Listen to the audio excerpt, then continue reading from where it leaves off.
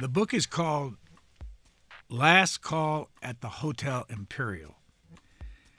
The author is Deborah Cohen, a professor at Northwestern University just north of Chicago. The subject matter, according to words on the book's cover, is about the reporters who took on a world at war. Professor Cohen primarily focuses on 4 American journalists who traveled the world in the 1920s, 30s, and 40s. H.R. Knickerbocker, Vincent Jimmy Sheean, Dorothy Thompson, and John Gunther. According to publisher Random House, these reporters landed exclusive interviews with Hitler, Mussolini, Nehru, and Gandhi. And these same reporters helped then shape what Americans knew about the world. Professor Deborah Cohen, where is the Hotel Imperial? The Hotel Imperial is on the Ringstrasse in Vienna. It still is there.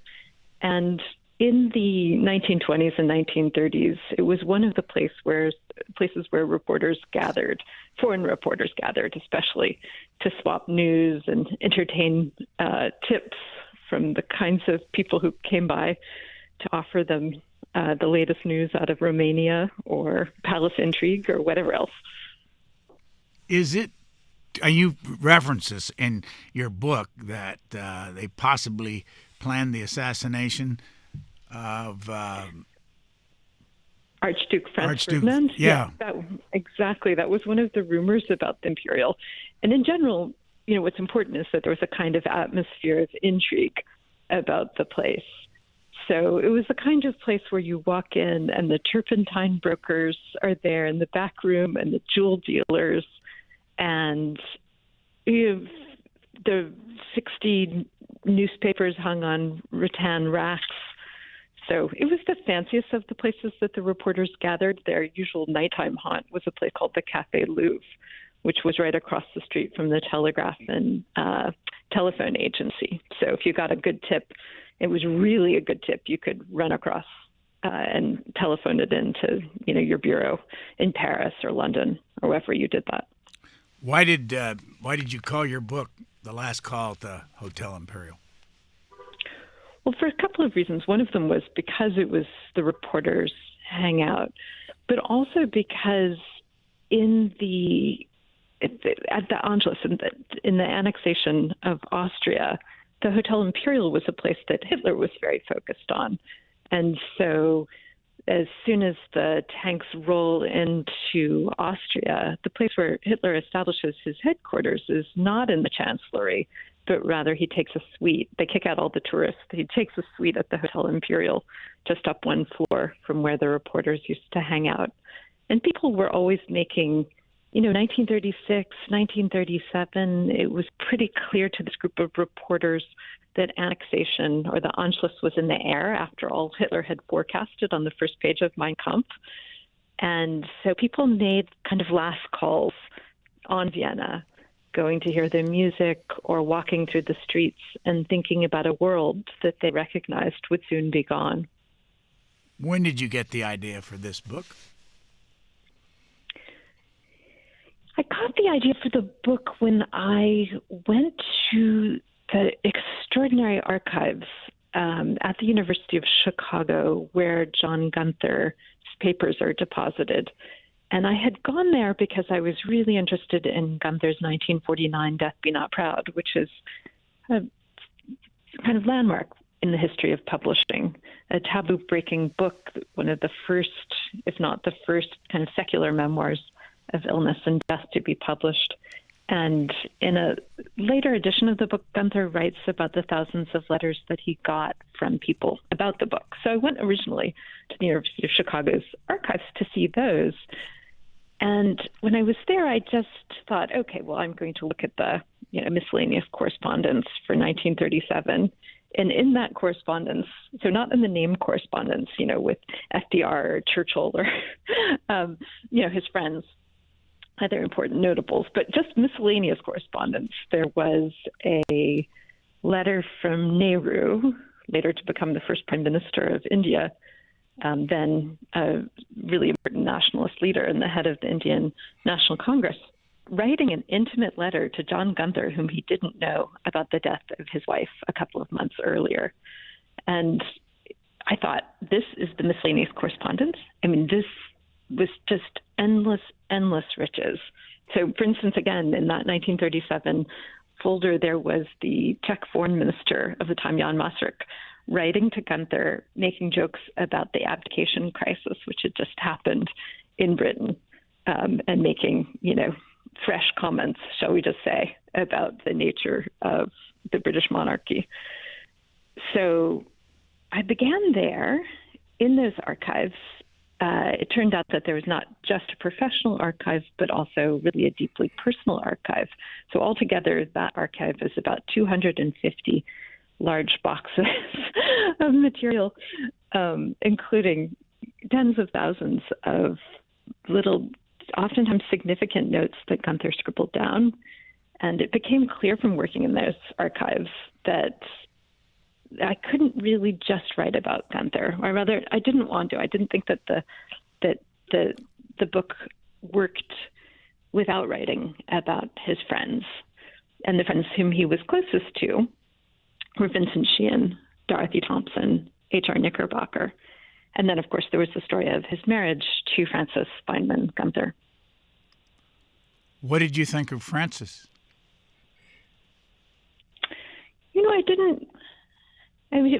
Frances Feynman Gunther was one of those people who a lot of people had opinions about. And that's always intriguing for the historian. You get really a Rashomon-like quality. So, for instance, the British officials, so the Gunthers, go on a trip to Asia in 1937 and 1938.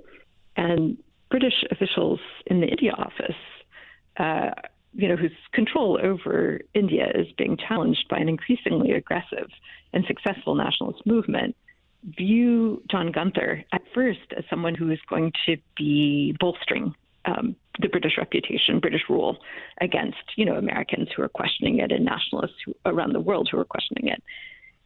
But they very quickly recognize that a significant person in how John Gunther is going to think about India is his wife, Frances. And so are issuing various warnings. Don't neglect Mrs. Gunther. She has a lot of influence over what he thinks. So on the one hand, she was an immensely smart, and as John Gunther himself often said, theoretically sophisticated person who was well-read, in all of the social theory of the time. She was also someone who suffered from an epic case of writer's block.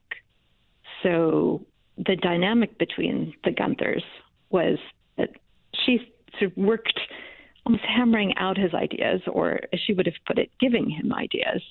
And he was the writer. I mean, he was a man who wrote with such fluency and also with such vivid depiction. So they had a kind of partnership, intellectual partnership, but it was a very fraught one. You wrote in your book, Frances was a Marxist, but also a Freudian. Explain. So part of the social theory that she imbibed as a young person was Marxism, and she would have described herself mostly as a socialist, although sometimes as a communist. So one of the places that she goes, the first place she goes, or intends to go when she lands in Europe, is the Soviet Union to see how the Great Soviet Experiment is working.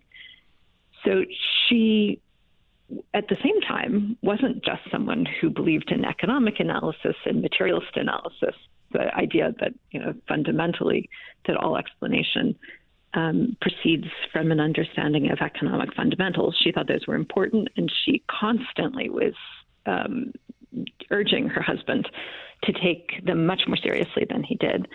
But she was also Freudian in that she was analyzed as a young woman for the first time in New York. She was a student at Barnard. She was also a student at Radcliffe. She was also a student at Rice. She had a sort of checkered path through university education, kicked out because she was involved in pacifist activities at Barnard. But one of the very fundamental things that she had taken from that analysis and the subsequent psychoanalyses that she had later on was the significance of Freud's ideas. And there, too, she was very sophisticated and well-read. When did you decide to feature these particular journalists and their time mostly in Europe? So early on in the book, it became clear that there was, as it were, an inner circle and an outer circle. And that inner circle, so Dorothy Thompson, John Gunther, Knickerbocker, and Vincent Sheean were very good friends. And then they also shared some very fundamental beliefs in common. I mean, they had a lot of arguments as well, and they differed on some very fundamental things. But one of the things that they all shared was a belief in the significance of the individual, and especially the individual as under attack from the combined forces of fascism especially, but for someone like Thompson, and Knickerbocker from communism as well. So they also shared a sense that shame and that the kinds of prohibitions that they had grown up with were in some senses hampering the kind of free expression of humanity, and that a lot of what was going wrong was a result of the repression that people felt. And so as Dorothy Thompson says very lyrically, nothing that was human was alien to us, meaning that the experiences that they were having, many of them taboo things to write about, were the sorts of things that people ought to be able to express. And in fact, if they didn't, that they were storing up all sorts of kind of psychosocial trouble, I guess is the way that we might put it now, for the future. So they were extremely attentive to the emotional sides of life. That was one of the things that in studying them was really for me revelatory, which was that they were people experiencing the breakdown of the boundaries between the geopolitical events that they were covering and their own inner lives. What do you teach at Northwestern? I teach history. So I was trained as a modern Europeanist, specializing in modern Britain and the British Empire and modern Germany, and then sort of added some Austrian history for this book to my portfolio. And of course, writing about Americans in Europe, that was, another step. But I like to always change what I'm doing with each project. And where are you from originally? Kentucky. I grew up in Louisville, Kentucky. Where did you go to school? Where did you go to get your PhD? Right. I went to college at Harvard, or as it was then, I guess Harvard Radcliffe. I, like Francis Gunter, by the way, I did my PhD at Berkeley. Dorothy Thompson was married at one point to Sinclair Lewis. What was that marriage like? Well, as Dorothy Thompson says herself when she comes to write about the marriage later on for the Atlantic, Lewis was a national hero and a personal tragedy. So it was a extraordinarily vexed marriage. He was, at that point, one of the most famous American writers in the world, the first American to win the Nobel Prize for Literature. And Dorothy Thompson herself had established, a significant reputation in Europe. Sinclair Lewis was constantly worried that his wife was excelling sort of beyond him. And so, was known to say things like, well, everyone thinks about me as being Mr. Dorothy Thompson. I mean, he's an extraordinarily funny, brilliant man. And for Dorothy Thompson, this was just an impossible dynamic because she herself was a person, who had a sense of the role that she was supposed to be playing on the world stage. And the idea that she had a husband, who was constantly jealous of his prerogatives in that regard, was unhelpful, to say the least. Where was her anchor job? So she had begun as a stringer for the the Philadelphia Public Ledger. She got that job when she had a whole string of little coups. So she went over to Europe in the early 20s. She hadn't worked as a reporter. She'd instead been a publicity agent. And I think that that's significant because what we see is that a number of the women who go over to become American foreign correspondents, and some of the eminent names of their day actually start in publicity back in the U.S., not in newspapers. So Dorothy Thompson had an extraordinarily good sense of the American market. It's one of the things that John Gunther marvels about her, which is that Dorothy Thompson can write anything about Europe and make it relevant for an American readership.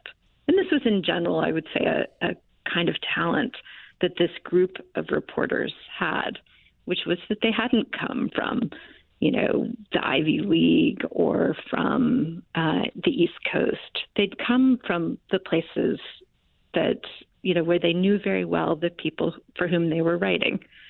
So Jimmy Sheean, for instance, was born in and grew up in Pana, Illinois, which is a mining town in the southern part of the state, population 7,500. H.R. Knickerbocker was from Yoakum, Texas. Who did he write for? He died early at age 51. What was that all about? So Knickerbocker grew up, as you say, in Yoakum. His father was a Southern Methodist minister. Knickerbocker could swear in every European language and carried a copy of the Bible also in his suitcase. He was a prodigiously talented reporter. So he began at the Newark Daily News. He then was reporting. For the Philadelphia Public Ledger, he was Dorothy Thompson's assistant in Berlin when she became the first American woman to head up a major overseas news bureau. He was also probably Dorothy Thompson's lover. He then went to report for William Randolph Hearst's International News Service. So that was the international arm of the Hearst enterprise. And he worked for Hearst until 1941, when he finally resigned the job, saying that reporters have more reason than anyone else to work for the defeat of fascism, and that he couldn't tolerate any longer Hearst's right-wing views, and actually, of course, Hearst's sneaking sympathy for fascism. You talk about the interviews that some of these folks had with Mussolini and Hitler and Nehru and Gandhi. Who was able to interview Hitler and when? So Knickerbocker interviewed Hitler, as did Dorothy Thompson. And they had very different impressions of the man. Famously, Dorothy Thompson's interview with Hitler in 1931 was one of her, I would say, few mistakes of judgment in these years, which is that she saw Hitler. She'd been trying to get to see Hitler since 1923, right after the Beer Hall Putsch. And finally, she was able to get an interview with him in 1931. And she described him as a startling insignificance, the very prototype of the little man. And she went on to say, to cast him in feminized terms, to say, I bet he crooks his finger when he drinks his tea. And essentially what she came to the conclusion was that Hitler would never really amount to anything. This was not an uncommon lapse of judgment for observers, both German and also foreign, because this was the land of Goethe, of Thomas Mann, of Einstein. How could this insignificance rule a great country like Germany? So Knickerbocker, though, who sees Hitler around the same time, has a very different impression of him. Knickerbocker, too, had been at the Beer Hall Putsch. He happens to just wander into that beer hall in Munich while the putsch is happening. And he was actually in Munich. He kind of stepped away from the newspaper business and was going to train as a psychiatrist, because what he wanted to understand were human motivations in a much more substantial and consequential fashion. But he goes into that beer hall, and then he's really right back into reporting. So for Knickerbocker, Hitler, he had been warning of the dangers of Hitlerism through the 1920s. He sees Hitler and he says, okay, you might dismiss this man for what he looks like, which is a second-rate DA in a small Texas county, meaning an ambitious mediocrity. But in fact, he's extraordinarily dangerous. And Knickerbocker's warnings about Hitler really earned him the contempt of a number of fellow journalists, of newspapers, of commentators who thought that he was just amping up the fear factor in order to get people to buy the papers. Because, of course, having these interviews, it would be like Anderson Cooper flying to interview Putin at the moment. I mean, they were huge gets. How many of these writers, Dorothy Thompson, Francis Gunter, H.R. Knickerbocker, James Sheean, John Gunther, how many of them thought that America, United States, should get into the war in, 38, 39 in Europe?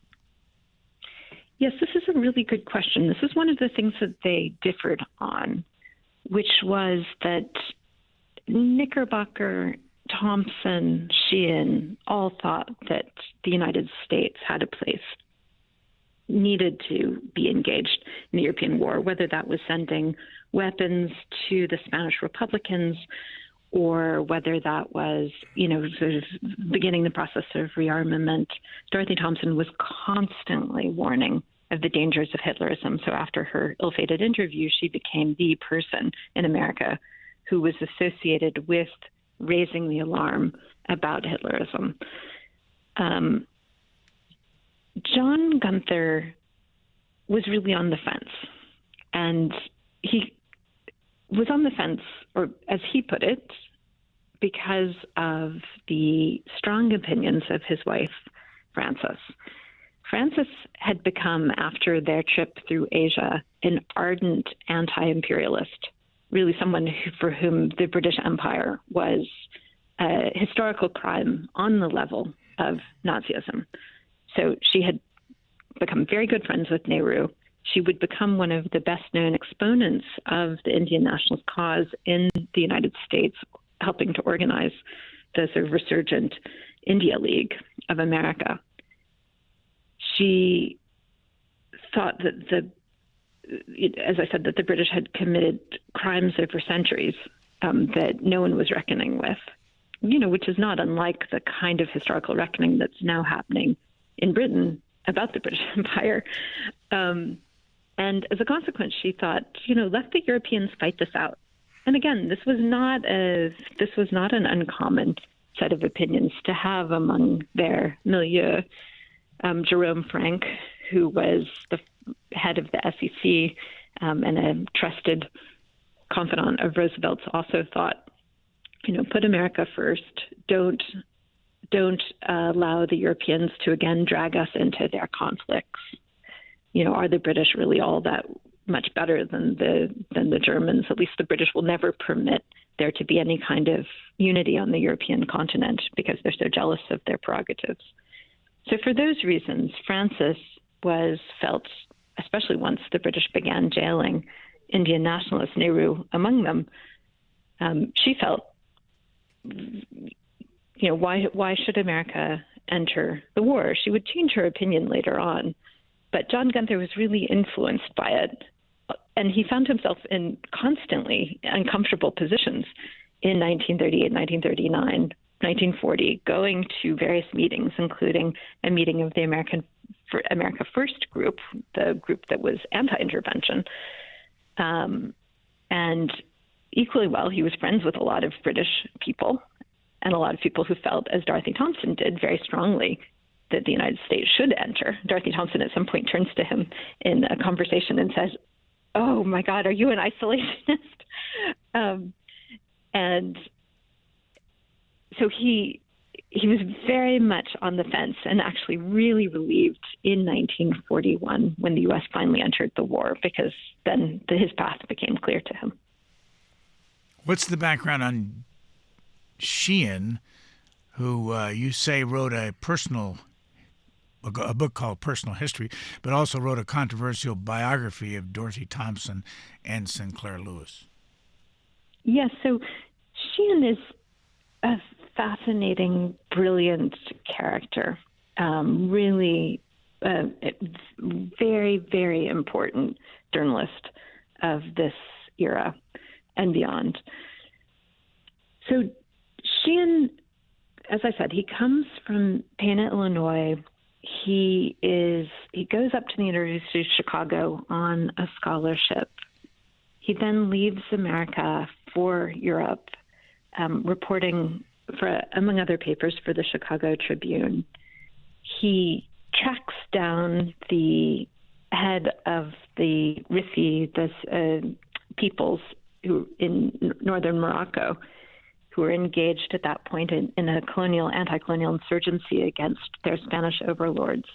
He manages to interview Abdul Krim, the head of the Rifi peoples, not once but twice, really crossing battle lines to get to him. He is very sympathetic to anti-colonial movements like the Rifi movement or like the Indian National Cause. He then goes on to write a book in 1935 entitled Personal History.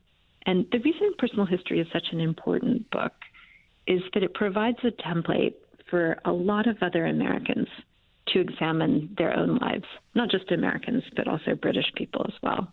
So his problem in the book, as he puts it, is how to live a single life, his own individual life, in the midst of the collective.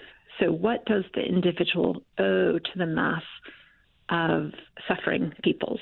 How should the individual actually use their life best? And here he's really tacking between the claims of Soviet communism and the kind of promise of a collective, and between the individualism with which he, Dorothy Thompson, and John Gunther, et cetera, have been raised, and trying to square what his moral obligations are. So as I said, this book really becomes a template. It wins the first National Book Award for biography, as in the sort of biography/memoir category. Sheean gets thousands and thousands of letters from people who adopt exactly his terminology, a sort of quasi-socialist terminology about the long view and the dilemmas of the individual and the question about whether you should surrender your own individuality to the collective. He goes on to write a number of other kind of firsthand eyewitness accounts of what he's seeing. I think another marvelous book is Between Peace and the Sword, which is his account of watching the disasters of 1938 and the disasters of appeasement policy play out in the Spanish Civil War, as in after the Munich Agreement. He's in Czechoslovakia. And as you say, one of his last books is a book entitled Dorothy and Red, which is his memoir of the marriage of Dorothy Thompson and Sinclair Lewis. And it's both a bestseller and controversial because he writes in extraordinarily frank terms about just how disastrous the marriage was, about Sinclair Lewis's alcoholism, about Dorothy Thompson's affair with a woman whom she has, over for a party and conducts an affair with over the course of the 1930s. And what people say about it is it's the real life version of Who's Afraid of Virginia Woolf, which just gives you a sense of just, how destructive that marriage was for the two of them. And Sheean says, what is wrong with these people? This is what happens in any marriage. That, again, the theme that I started with, which is to say that what they're doing is really taboo breaking discussions of intimate and private life. That's one of the lessons that they take out of the 1930s. And I would argue that when we go to trace the genealogy of the Frank memoir, so the memoir that we know, really it begins in the 1930s with this defense of the legitimacy of writing about all aspects of human experience. This quote from your book, talking about John Gunther, you say, "I want power."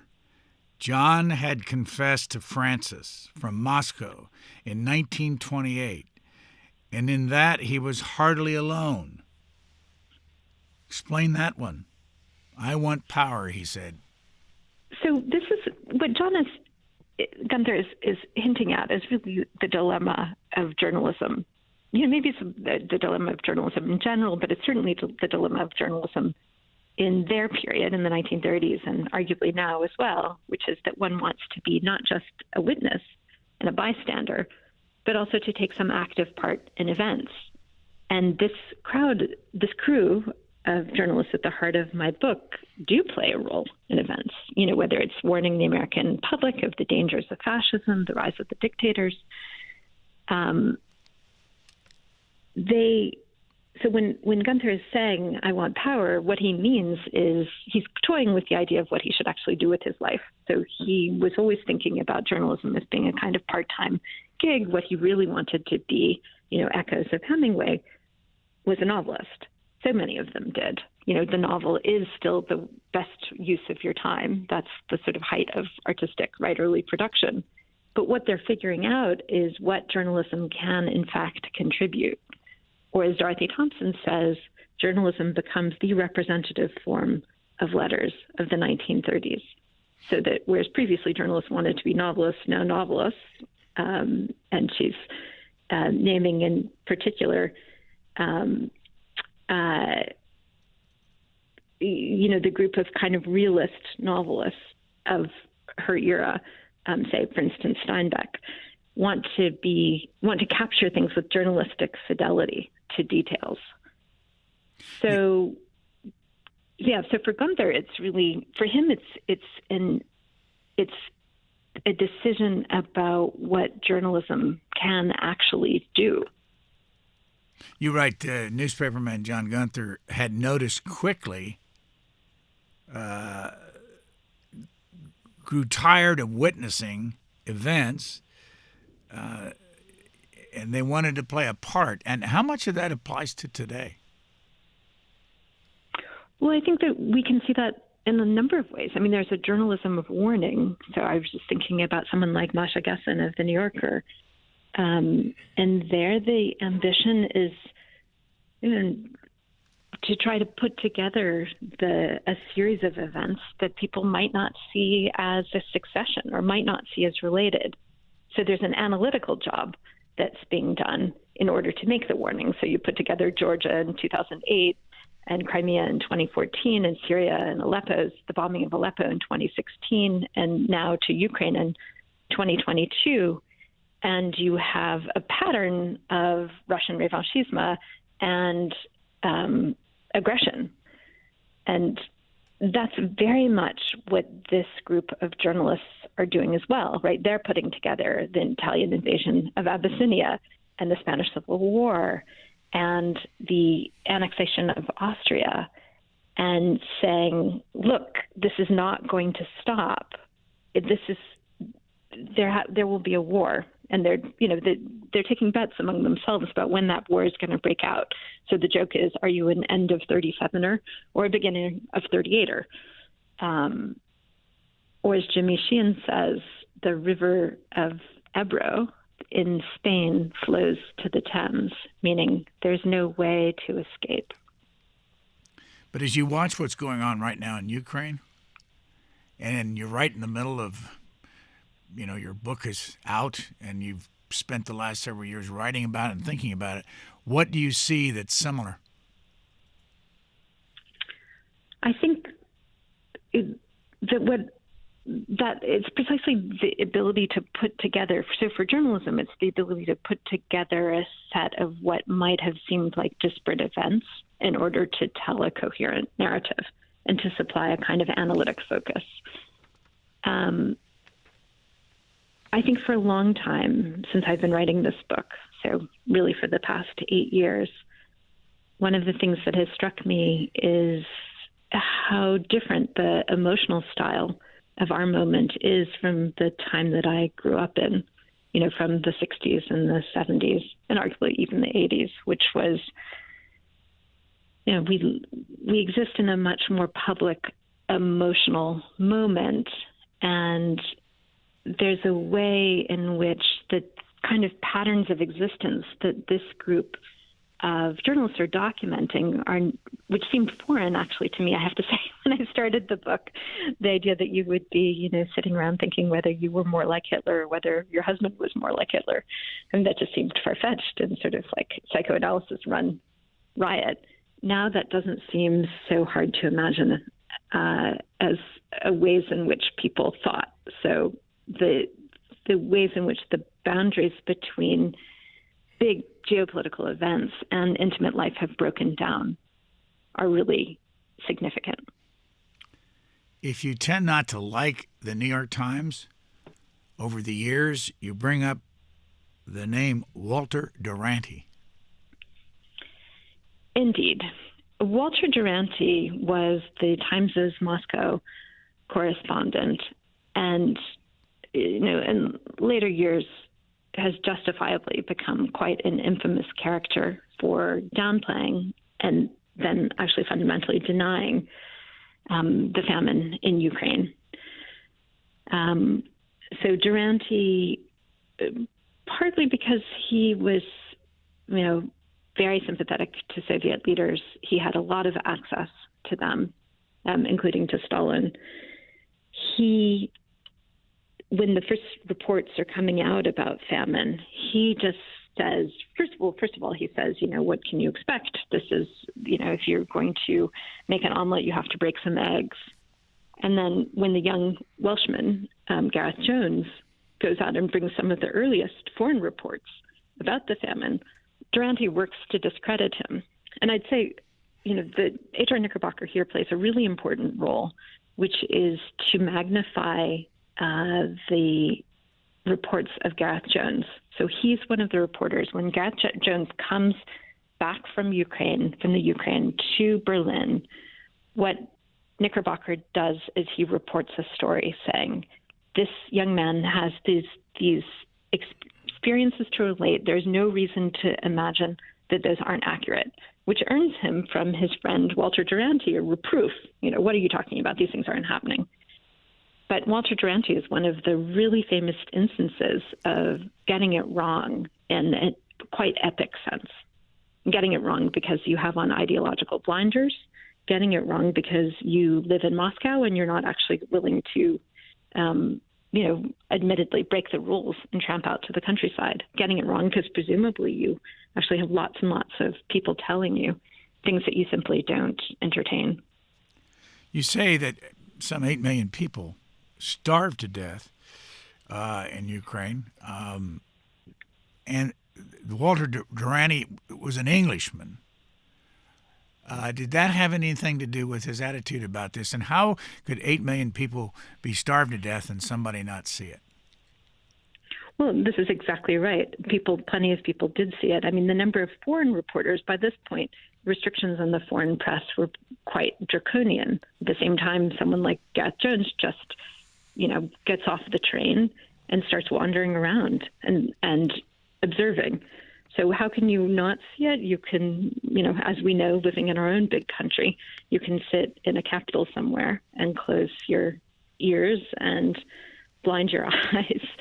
I don't think being an Englishman actually had anything to do with it. I think, there were plenty of people who were sympathetic to communism, like Francis Gunther's friend, the really eminent journalist Louis Fisher, who isn't as bad as Walter Durante on this subject.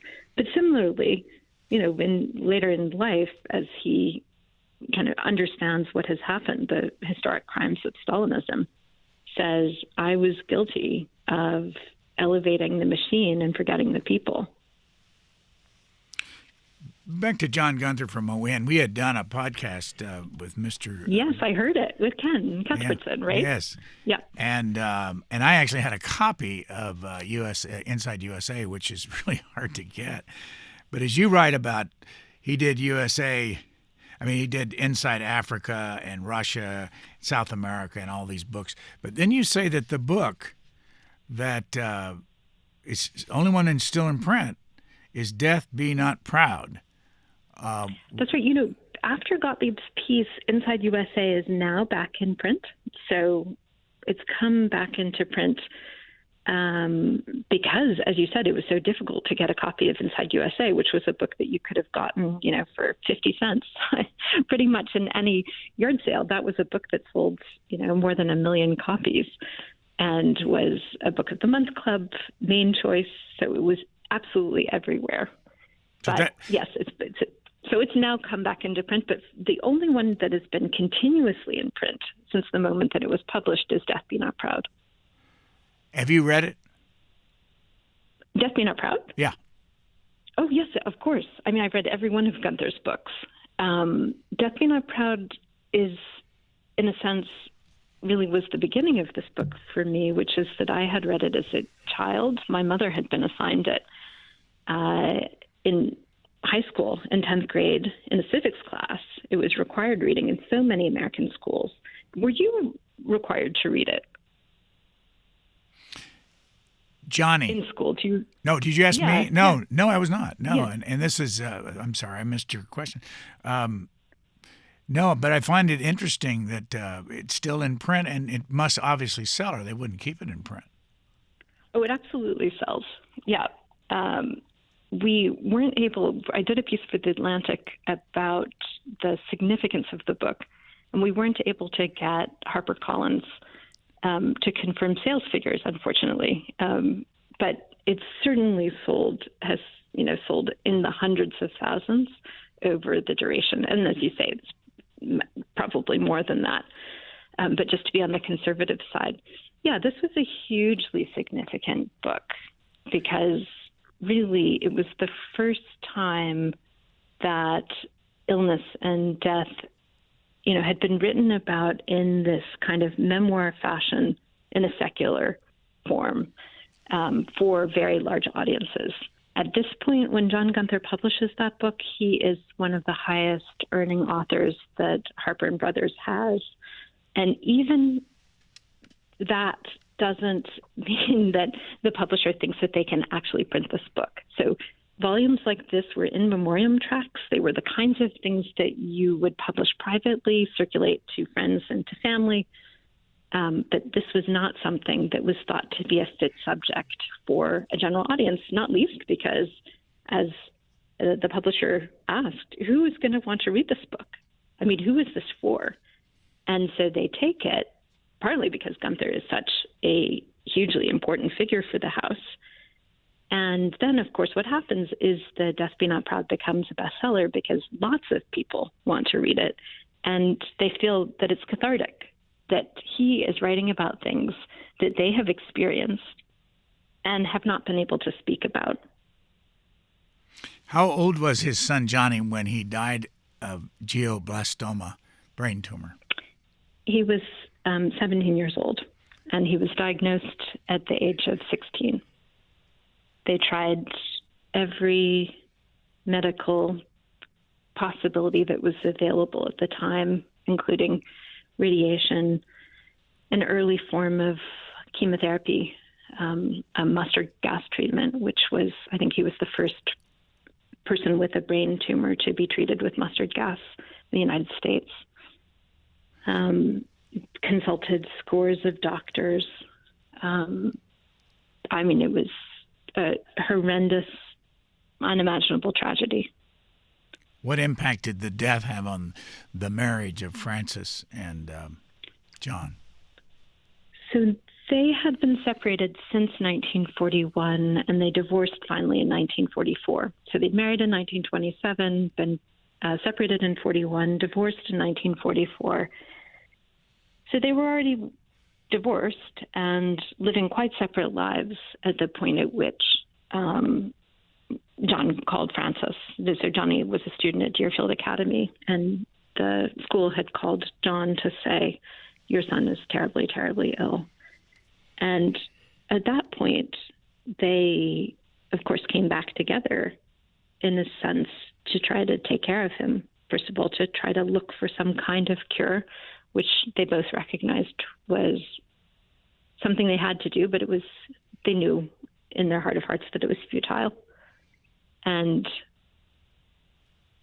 finally, also, when Johnny died, writing Death Be Not Proud was a kind of collective enterprise between the two of them as well. So Frances gave John all of the notes that she had made during Johnny's illness, her diary entries.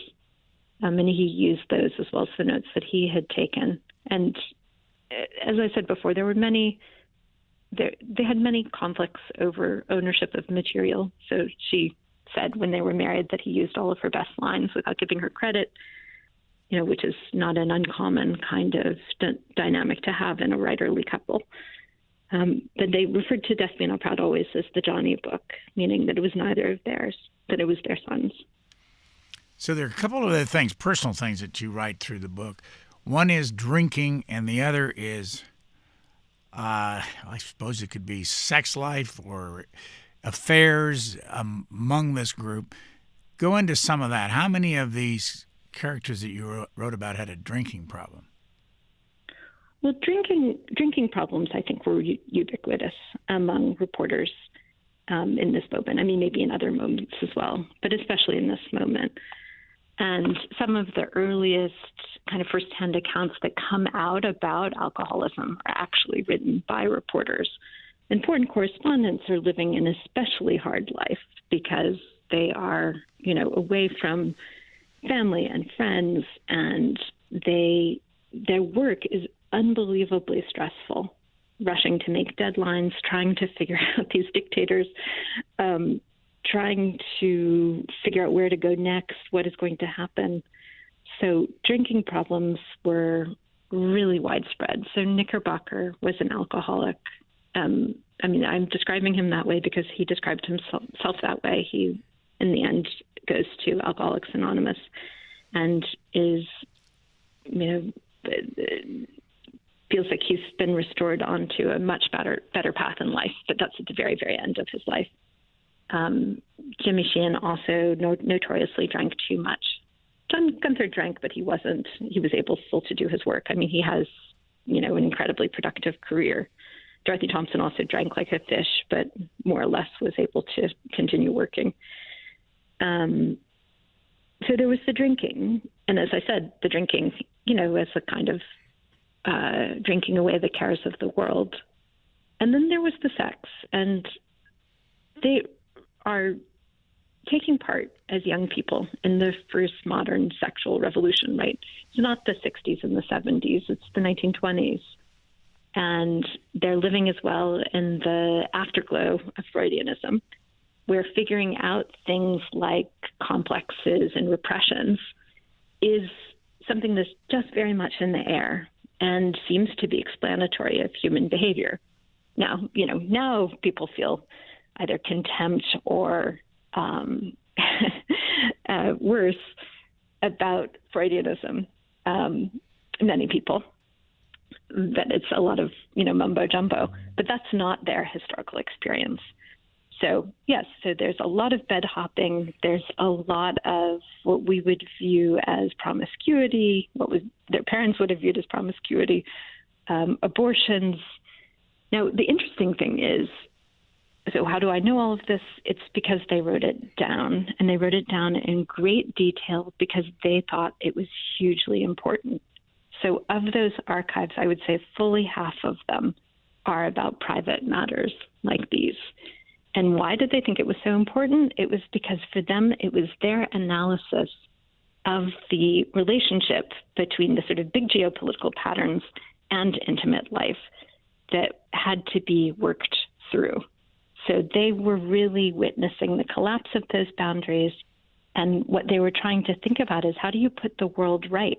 How do you re-enshrine the individual, the sort of value of individual life? That's part of what John Gunther is doing in Death Be Not Proud, is saying 70 million dead in the first half of the 20th century.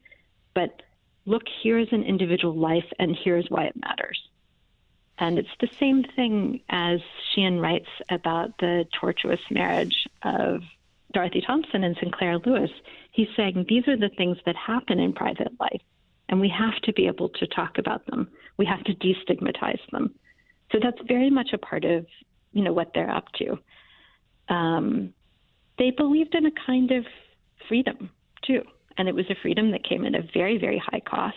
They existed in a world where the distinctions between The quote-unquote homosexual and the heterosexual were much less sharp than they would become in the 70s, 80s, and 90s. Again, in a way, probably these things dissolving again in our own moment. But that there was an open season on having these experiences and trying to see what you could learn from them. They were greedy for experience. And that's a really important part of what made them function as a group. Knickerbocker died at about 51 years old. How? He dies in a plane crash. Really a very tragic story. So he and his wife have just sort of repaired their marriage. He's gone to Alcoholics Anonymous. He's touring the United States in a kind of act two-man show with Walter Durante taking the pro-Soviet point of view and Knickerbocker arguing the anti-communist point of view. And he goes on a kind of junket to Indonesia, where the Dutch are going to show a group of foreign reporters that the end, that their version of colonial rule, which is limping to an end, is actually not so bad. On the way to Indonesia, the Indian Prime Minister, Jawaharlal Nehru, refuses to allow the plane that is carrying them to land in Indian territory because Nehru is sympathetic to the Indonesian nationalists. On the way back, the newspaper men who know Nehru telephone him and say, come on, let our plane land, because otherwise we have to go a very circuitous route and it's going to take us forever to get back to New York. And Nehru assents because, among other things, he knows how important these American journalists are to the reporting of the fate of India in the Western media. And the plane crashes outside of Bombay. As you went about your research, how far did you go to find new discoveries? Did you go to the Hotel Imperial? Oh, like many historians, I'm an archive hound. And so I go every place. It's like the ultimate scavenger hunt, right? Any place that there could possibly be materials, that's where I go. So, and that's especially important in a case like the Gunter archive, where it looks like it's kind of ready-made for you, right? Those 250 boxes. So you have to read all of those. And then you also have to go to the places where the material hasn't been curated at all, in the same way or by the same hand. You have to go to the police archives. So I was in the police archives in Vienna. You have to go to the British Imperial archives to see what British Imperial officials were making of the Gunters as they set out on their Asian tour. Any place that I could find materials, that's where I went. So it took a very, very long time. My daughter, who's now almost 16, was 7 when I started the book, which, seems like 8 years, a long time. But did you go to the hotel? Oh, absolutely. Yes.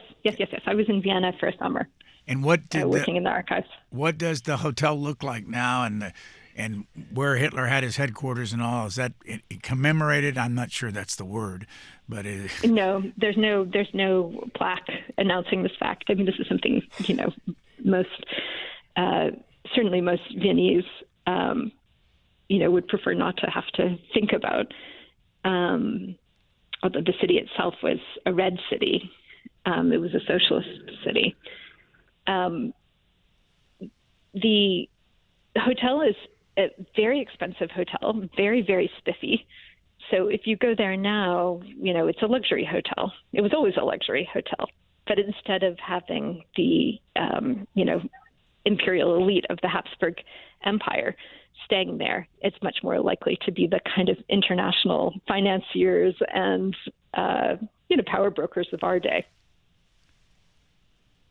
How do you read books like Inside USA and Africa and Russia? Inside USA is 900 pages. Where do you find time to do that? What's your technique? Oh, so, part of my job, at least half of my job, is doing research and writing. So I teach students, undergraduates and graduate students, but for all of us, and all of the historians in my department, writing is equally is supposed to take up a lot of your time. So I think finding the time is actually less the problem oftentimes than figuring out how to organize it all.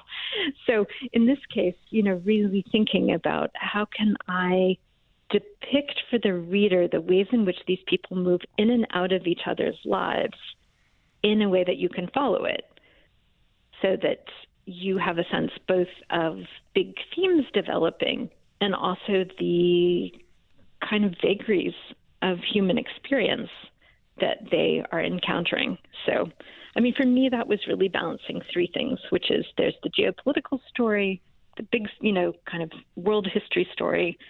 There's the private story, which is their entanglements with each other. And then there's the story of what they wrote. So I think that was always the kind of balancing act. Which one of your journalists interviewed Trotsky? John Gunther interviewed Trotsky, and it's a really delightful piece. I recommend it to anyone who, wants to have a view of Trotsky, as it were, in the wild. So at that point, when Gunther interviews Trotsky, he has already been exiled to the Isle of Prinkipo off of the coast of Istanbul.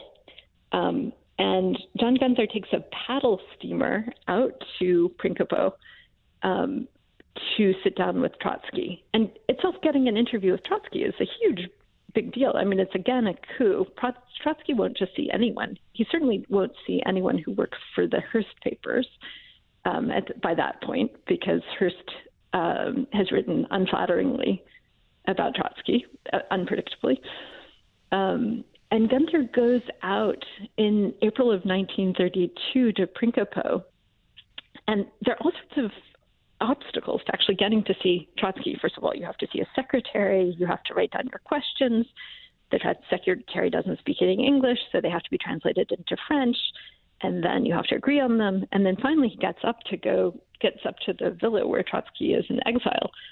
And he finds Trotsky, who he's expecting to be a sort of, hardened revolutionary, which is after all what the man is, instead to be as sort of light as an air bubble, someone who has a delightful presence. And they talk, and what Gunther says is he thinks that Trotsky is extremely astute on the question of the coming war. Trotsky is saying, yes, there's going to be a war. This effort at disarmament that is happening is completely futile. And he realizes something about Trotsky, which is that here's a man who, in a sense, stands outside of history, meaning that his existence can't be explained by any kind of economic patterns, that this is a force of personality. And so, like the rest of the individual leaders, the Hitler, the Stalin, the Mussolini, Nehru, Gandhi, Trotsky, for Gunther, is one of those people who just by his very existence has really channeled history into different tides. And that sort of person is the kind of person you have to figure out if you're a reporter in the 30s, or you could argue if you're a reporter right now. Just think, if you lived in Washington, you could go to the Spy Museum and see the ice pick that was used to kill him in Mexico. Indeed. Yes, I used to live in Washington, so yeah. Next question. Who interviewed Mussolini? So Knickerbocker interviewed Mussolini not once, but 4 times between 1931 and 1934. And Knickerbocker expected, when he first saw Mussolini in 1931, he got an interview with him by doing what you did, which is you kind of butter them up, especially the dictators, who, as Knickerbocker says, are very sensitive people, very, very worried about their own reputations and not too worried about who else's reputation they wreck or who else they stick in prison. So he gets an interview by writing to Mussolini and saying, your opinions on the economic worldwide depression are of more value to me than those of any other statesman. Please will you see me? And Mussolini agrees. Mussolini later says that Knickerbocker is one of the only foreign reporters whose dispatches he reads all the way to the end because he finds them so prescient and so intelligent, which is true. Knickerbocker is a very lucid commentator on the worldwide depression.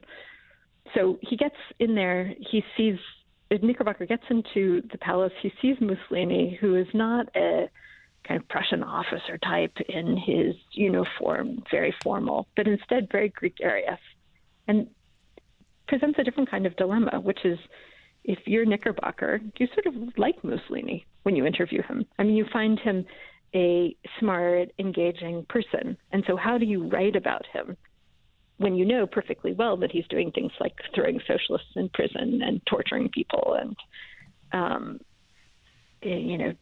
leading the country in an entirely fascistic direction? So Knickerbocker is worried after he has that first interview that he's written too kindly about Mussolini. And then later on, he feels that the most important thing to do is actually to keep Italy on the side of the British and the French.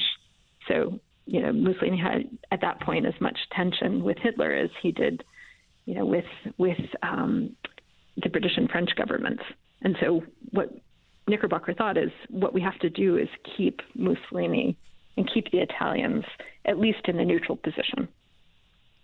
Have you started working on your next book?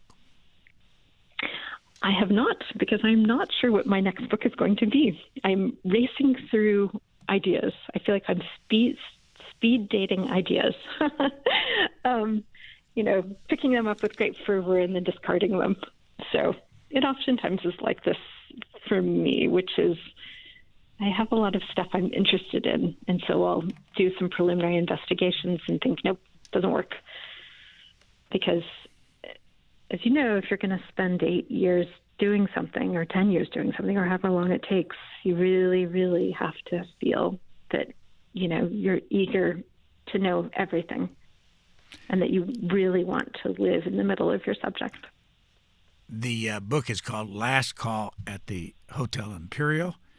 The subtitle is The Reporters Who Took on a World at War, and our guest is Professor Deborah Cohen from Northwestern University. Thank you so much. Thanks so much for having me. It's really been a pleasure. Thanks for listening. Please rate, review, and subscribe to this podcast wherever you get your podcasts. We would love to hear from you. You can email us at podcasts@c-span.org.